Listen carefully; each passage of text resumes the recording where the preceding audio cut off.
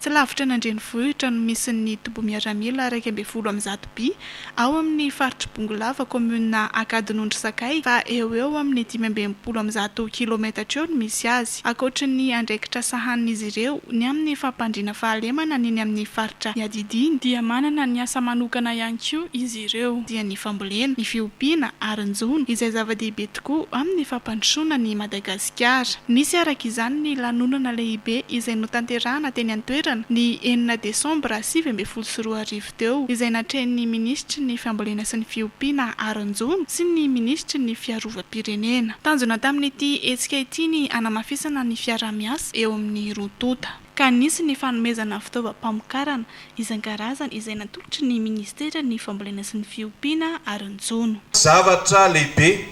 no entina eto amin'ity tobo miaramila ity. Izany dia ho fanatanteranay eo anivon'ny gouvernemanta ny toromarika mazava avy amin'ny Andriamatoa filohan'ny Repoblika dia ny fifamenoana sy ny fiaraha-masa feno sy mahomby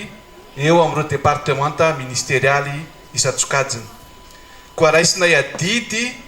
raisinay voninahitra ito anivon'ny departemanta ny ministera ny fambolena, ny fiompiana, ny njono. Rehefa niara-nidinika tamin'ny ministra ny fiarovam-pirenena dia manana programa zany ny gouvernemanta izay rahanay miraha lamsahana dia ny famatsiana fitaovana indrindra ny tracteur entina manabevondray ny tany amin'ireo tobo miaramila izay sahaniny zany ministera lehibe zany. Ankoatran'izay dia ao anatin'ilay fiara-miasa, ankoatra ny fanajariana izay hotanterahana reto anivon'ity tobo miaramila ity, dia ao anatin'izay fiara-miasa izay ihany koa mbola ao ambarana Andriamatoa ministra rehefa avy eo, dia tsy maintsy sitraka izany ihany koa ianareo mpamboly, mpiompy aty amin'ity faritra izay manodidina itony tobo miaramila itony, satria dia hojerena ihany koa zany izay ahafahana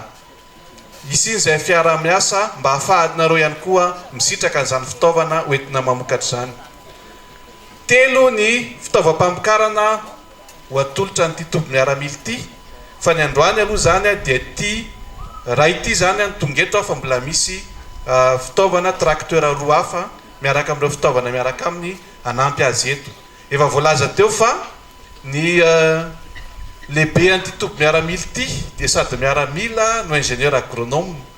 Ka mino fa ho ampitainareo tokoa ny fahalalana, ny fahaiza manao sy ny traikefa, ny teknika rehetra ho an'ireo tantsaha rehetrarehetra ty amin'ity faritra ity mba hisitraka izany ihany koa izy ireo amin'ny asa famokarana izay ho ataony. Notanterahana nandritra io ihany koa ny fandefasana ireo zanatr'ondro miisa 504 anaty rano taorian'izay. Mahakasika ny hetsika androany dia ny fampisehoana ny fiara-miasa eo amin'ny ministera ny fiarovam-pirenena sy ny ministera ny fambolena sy ny fiompiana ary ny njono tamin'ny alalan'ny fanomezana fitaovana tracteur anankitelo sy ny fitaovana madinika miaraka aminazy ny iviterana compagnie 111B atao amin'ny faritra Bongolava izay kompania mipetraka ato anatanteraka ny fiarovana ny tanàna sy ny filaminam-bahoaka fa ihany koa anatanteraka amin'izay lafiny fampandrosoana sy fandraisana anjara amin'ny lafiny fampandrosoana izay. Izay no antony nahatonga ny ministera ny fambolena sy fiompiana ary ny njono hanolotra an'izay tracteur 3 sy ny fitaovana madinika miaraka aminazy. Marino moa zany fa tsy ny lafiny fambolena ihany no iarahany ty kompania miaramila ty iarahana miasa amin'ny ministera ny fambolena sy fiompiana ary ny njono fa eo ihany koa ny fanohanana ara-teknika sy ny lafiny fiompiana ary indrindrandrindra ny fiompiana trondro izay vao nitanterahana androany ihany koa moa zany ny fanampahantana andreo zanatrondro ny 504 ao anaty. Vonona ny ara-iasa amin'ny fanjakana amin'ny alalan'ny ministera ny fambolena sy ny fiompiana ary ny njono ihany koa ny vahoaka eny fotony mba ho fampandrosoana ny faritra misy azy ireo. Mahakasika ny fambolena dia anisany mazotombo ny commune Akadinondry satria voalohany indrindra aloha dia fananana ministra hoe mahafantatra tsara ny tanàna Akadinondry dia izany indrindra no mahavelom-bolon'ny vahoaka aty satria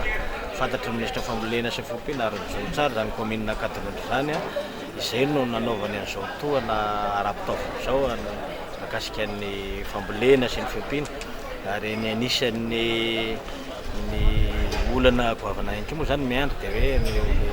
misy ny biby izay mihinana ny fambolena dia izay koa no mbola nandefasanay